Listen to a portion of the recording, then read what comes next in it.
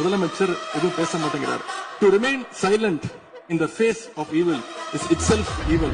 எதுக்குடா அவனை தொட்ட?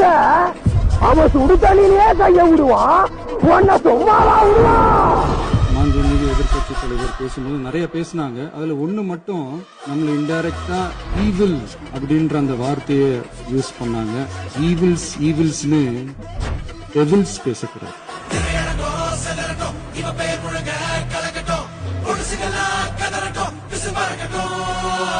கடந்த 4 நாட்களாக திராவிட முன்னேற்ற கழகம் முதலமைச்சர் ஏன் பேசலன்னு சொல்லிட்டே இருந்தாங்க.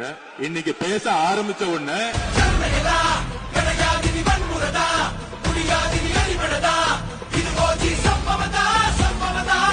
இப்பவும் சொல்றேன், மக்கள் பணத்துல இருந்து ஒரு பைசா கூட தொடமாட்டோம், தொடவும் விடமாட்டோம், தொட்டா விடமாட்டோம், இதுக்கு முன்னாடி தொட்டவங்களையும் விடமாட்டோம்.